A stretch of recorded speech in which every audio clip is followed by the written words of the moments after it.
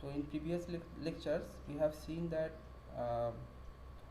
the building drawings has the two main part. One is the architectural part, and in architectural drawing, uh, two part of drawings. One is the architectural drawing, another is the structural drawings. So in architectural drawing consists of site plan, then floor plan, uh, then roof plan, front elevations, and sectional elevation through stair. So those drawings are very important, that you have to mention, that you have to, so when you make the drawing sheet, so that time, so those drawings you have to make for a for any building. So those plans are required. So what is site plan? So in site plan means this is basically a location plan, and you know that this is a, so this is a property line. Property line means this is a property line means the boundary line. So this is a plot area. So by site plan we understand the plot size as well as location of structures and other site features. With the surrounding things also be drawn. This you see that here one. So this is called property line. So you see that one road is near the plot. So this is a 2 meter width of concrete road. So the site features in relation to the property boundary also you have to draw on plan, and this plan is generally made in a larger scale. So here the scales are used. So scale is 1:200. Is the actual length is 200 unit. Actual length is 200 unit. So you can consider any unit, Mr. meter, millimeter, centimeter, whatever you consider, and the drawing length is 1. Actual length is 200 and drawing length is 1. So the 200 actual length is represented by 1 unit. Okay, so when you draw the site plan, so these scales are followed. Mr. Scale 1:2, or you may use, if your site is, if the plot is large, so you may use the large scale. So standard scale size is 1:200, where the 200 is actual length is represented by 1, and this is called, this is a representative factor, scale factor.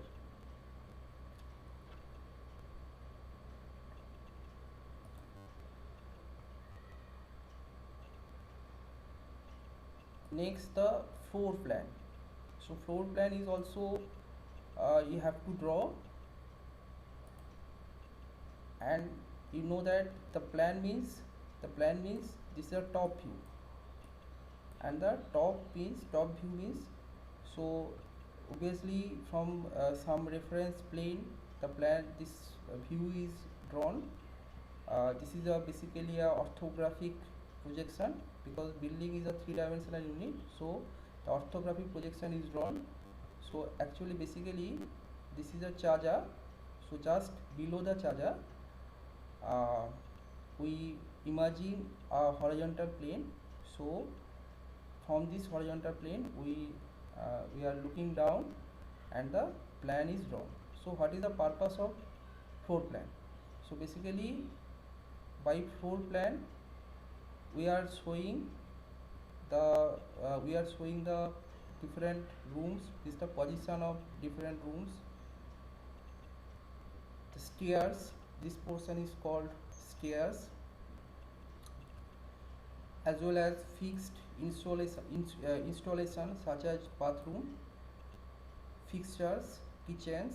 So here the bathroom fixtures, kitchens,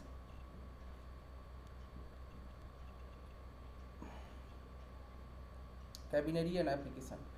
Floor plan are usually drawn to scale and will indicate room type, room size and wall length.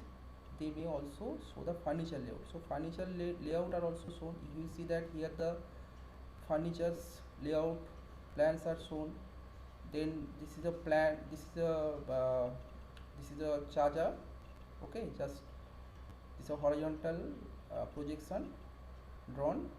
So this is a charger and this is a window, door. So the plan is drawn just below the charger. Just below the charger, one plane we have imaging, and you have to imagine a plane just below a charger. And if you just look from top of the plan, so the top view, the view is drawn. Okay, this is orthographic projection.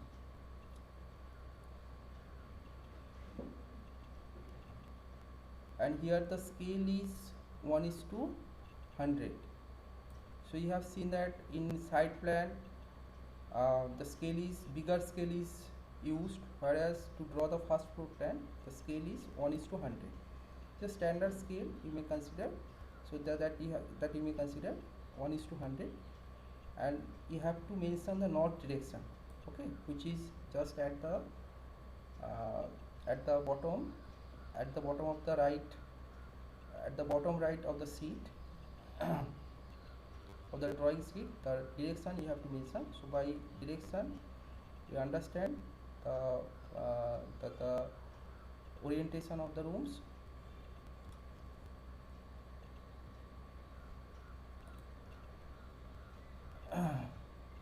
Next, the roof plan. Again the plan means the top view. So the roof plan is drawn. So why the roof plan is drawn? Because to so by roof plan we understand the size of the shape of the roofs, as well as roofing material, what materials are used. Generally this roof is directly exposed to the environment. Directly water falls on the roof. So so we have to apply a waterproofing chemicals to resist to prevent the water leakage. So that's why the waterproofing course is applied when you make the roof, when you have casted roof slab. So that time after casting the waterproofing layer is applied to make the water resistant. So on roof plan you see that here the slopes are mentioned, because you have to maintain the slope, because rainwater has to be drained out. If you are not using the appropriate slope, then the water will not drain out. So slope you have to mention. And you see that here the rainwater pipe is installed. So the appropriate slope you have to provide, and so that water is easily drain out.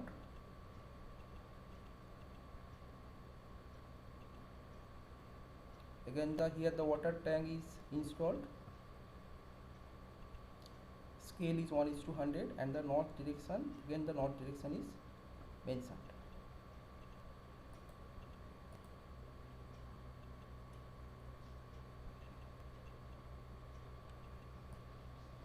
Front elevation. So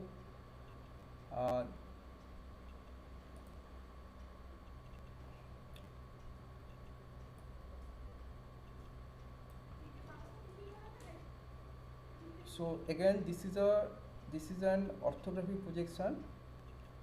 So here this is basically called the entry level elevation. The vertical plane is drawn.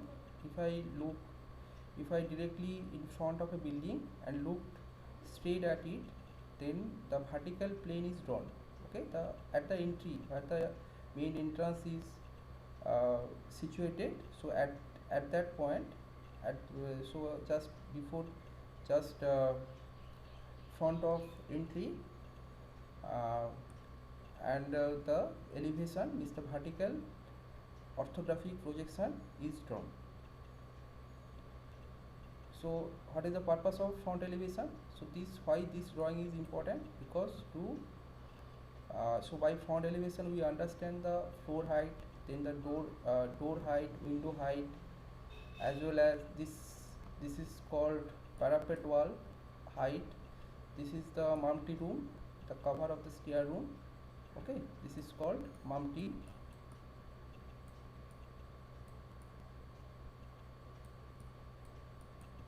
room. So the plan, so the front elevation, so that's why the front elevation is required to plan, as well as side plan, floor plan, then front elevation. So three drawings is you need to understand what is the actual so the to know the details of the building. So we need to draw the different drawings. This is side plan, front elevation. Again the scale is considered 1:100.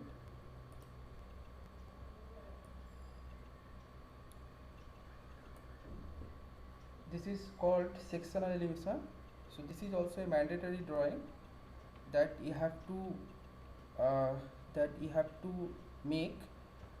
So in sectional elevation is so this is you see that this is a plan, and this is one imaginary line we have considered.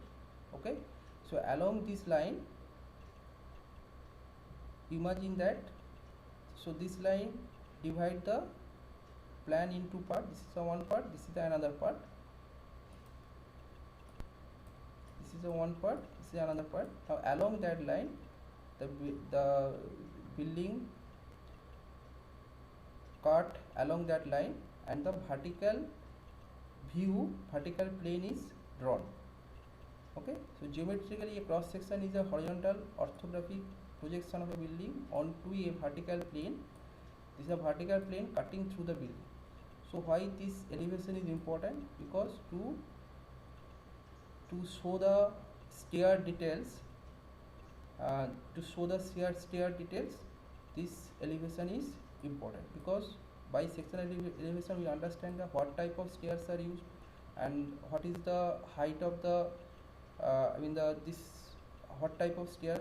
Generally in building the dog-legged type of stairs are used. So we understand the stair details. Okay, so you see that this stair has the two flight. This is the first flight, this is the second flight, then this is called landing. So the step, the on flight the steps are made. Okay, the step size also we understand. So basically to show the stair details, the sectional elevation is required, and you have to take the section along through the stair. So that's why I have mentioned that sectional elevation through stair. What sections we are passing, that is always that you have to pass through stair. So along that line we have passed, and the vertical view is drawn. Again the scale is 1:100.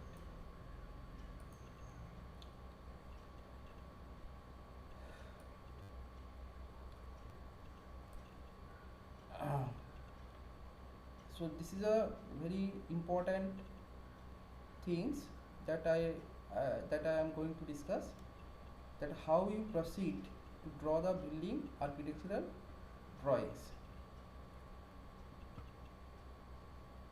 Okay, so how you proceed to draw the building, what are the steps, what steps you follow to develop the architectural drawings. First, so if you are a professional engineer, then if suppose a client or party came to you and he want to make a building. So first you ask him that tell the requirements, what are the requirements, what you want. Okay, so the first you learn the requirements from the party. After that you visit the site. Okay, go to the site and measure the plot area using the tape, measuring tapes. So after that you plan the staircase. Okay, then draw the line diagram. Okay, which is a rough sketch of plan. Obviously this line diagram is not drawn in a scale, so this is a rough sketch, and the in line diagram we basically show the tentative position of, okay, tentative position of the different rooms. Okay, like this is a bedroom, another you make a stair plan, make a plan of the staircase, then the different rooms you place and show it to the party. Okay, and the how the line diagram is drawn, you have to leave the space that is called the unobstructed means the, if this is a plot area, then you have to, this is your property line, so from the property line you leave some space. Okay, around the building, around the property line you have to leave the space. Okay, because that is mandatory as per the building bylaws. You cannot construct the building from the property line.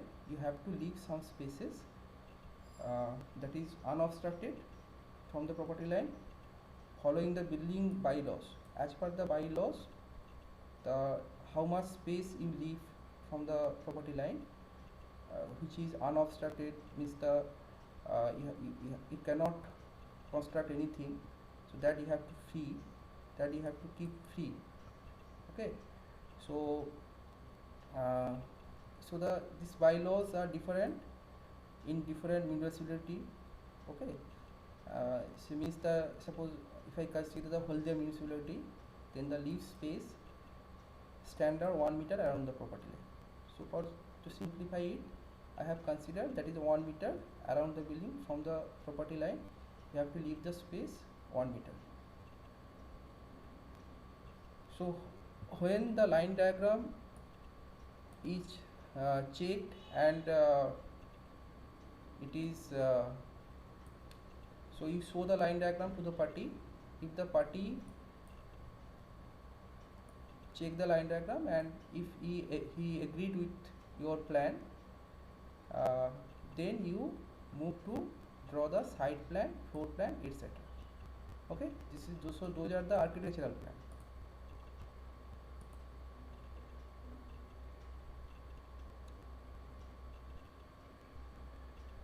So those are the architectural plan, site plan, floor plan, etc. that you have to develop, and so those things are made on scale.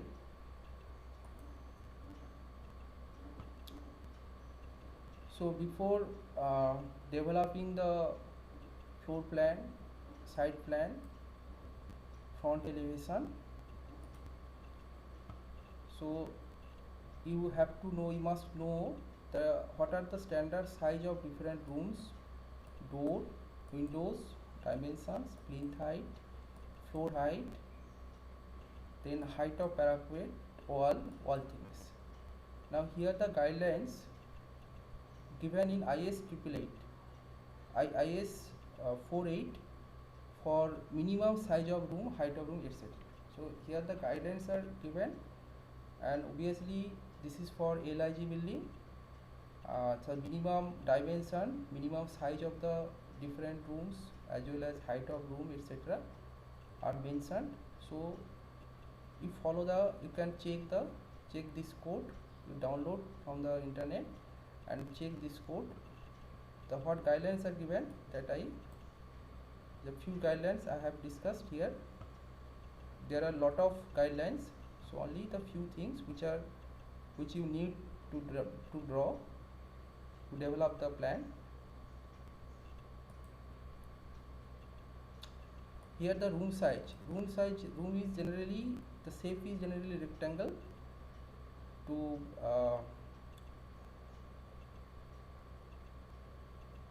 make it to get the optimum area, room size generally rectangle, and this area is 9 meter square area with minimum width 2.5 meter. Okay, this is the minimum width, and the area should not be less than 9 meter square. But the standard you consider 3 meter by 4 meter. Okay, 3 meter by 4 meter. The minimum we have to provide, that is 9 meter square area.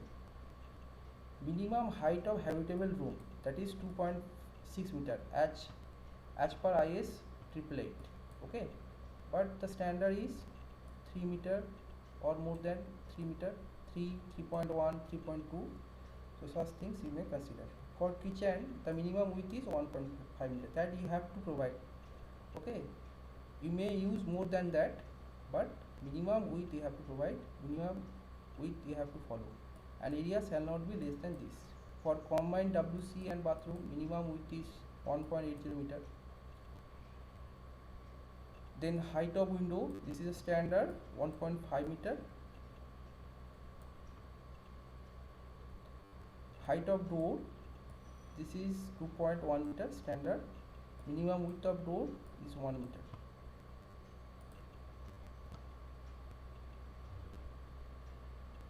The plinth height is 600 mm, means the distance between, what is the plinth height? Distance between ground level to floor level.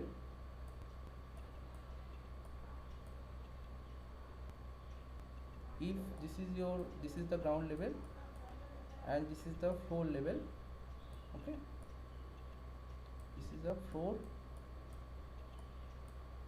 level and this is the ground level. Now distance between ground level and floor level is called plinth level, plinth height. So at plinth level, the floor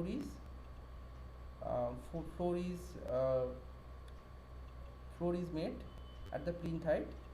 So plinth height you have to maintain, because if the floor height is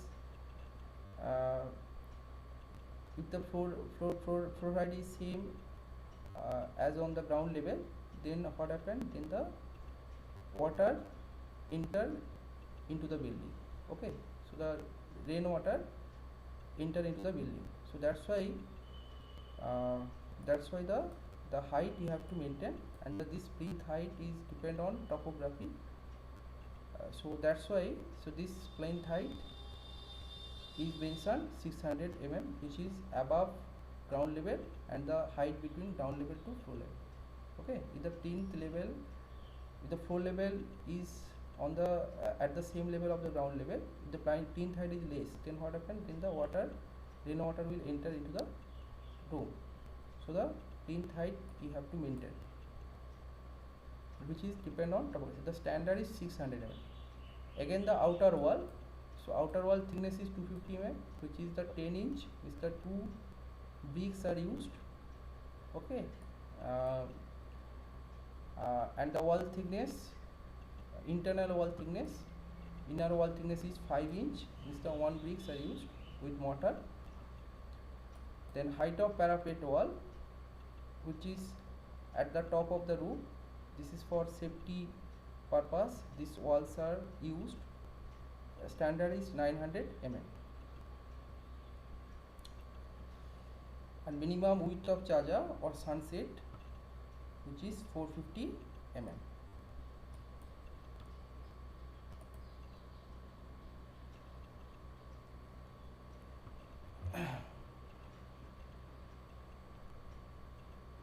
So when you are dealing with building project, some terminology you must know some terminology. And again, this is the reference code IS 3861 2000. The different technical terms that you know the meaning of the terms. What is the carpet area? Carpet means carpet area means that is the area that can be covered by carpet. Carpet does not Carpet area does not include the space covered by common area such as lobby, lift, stair, play area, etc. Carpet area usually around 70% of the built-up area. Area which is covered by the, in floor, on floor, the area which is covered by the carpet is called the carpet area, and the common area is excluded. Built-up area, it is the area that comes after adding carpet and wall area, generally 30% more than carpet area. Again, this how we calculate the built-up area. Just you add carpet area with wall area, and it is generally it was found that it is generally more than 30% more than carpet area. And what is the super built-up area? It is the area calculated adding built-up area, and common area. Common area you have to add with built-up area. So the in built-up area, carpet area is added with wall thickness, and the super built-up area is added with common space, common area.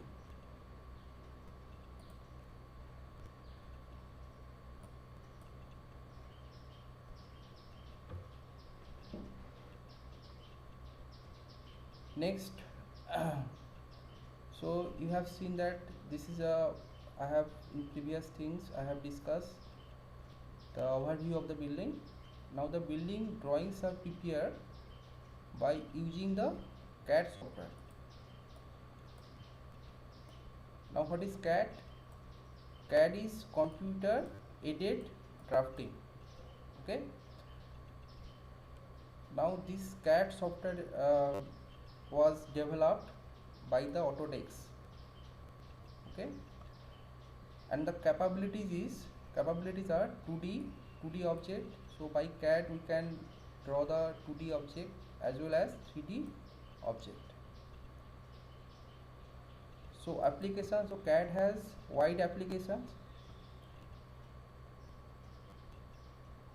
The process of preparing a drawing of an object on the screen of the computer. So by CAD software we are preparing a drawing on the screen of a computer, and you know that there are various types of drawings in different fields of engineering and sciences. So in the field of civil engineering, so plans, layouts of the building, architectural drawings, structural drawings are prepared. So in civil engineering aspect, the structural drawings as well as architectural drawings are prepared by using the AutoCAD. Reasons for implementing CAD system: to increase the productivity of the designer. Obviously, when you use the CAD software, it's a software, so you can increase the productivity. So before the CAD, you know that generally the building drawings are prepared by hand. It's on chart paper, the drawings are prepared. So when I use the software, so here the increase the productivity of the designer and also the quality. We can also develop the database for manufacturing. Means in steel design, you know that in steel design the different sections are used and the section database are required. So in CAD we can easily store the data and this data are used for manufacturing purpose to improve the quality of the material.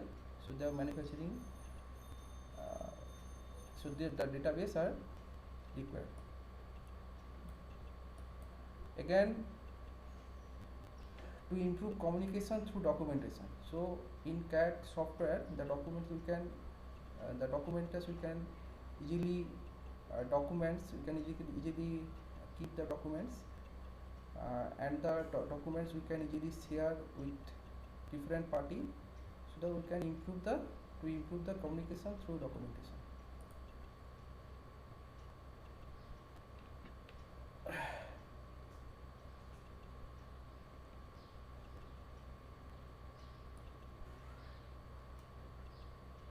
Again, the benefits of CAD. So there are lot of benefits. So improve productivity in drafting, the less time required.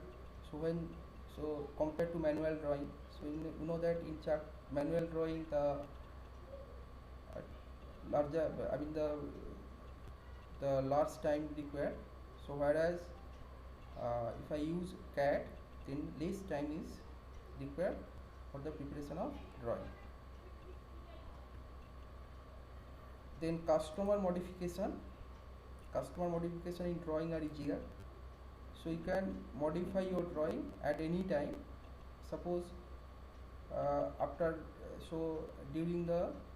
developing the plan, the customers means the party came and say that you change your plan. Okay, so you can easily change it. Low stage in drafting, improve accuracy of drawing. So obviously the accuracy of the drawing is improved. Revision are possible. You can revise as you want. Okay, colors can be used. Hatching of all section with different filling patterns.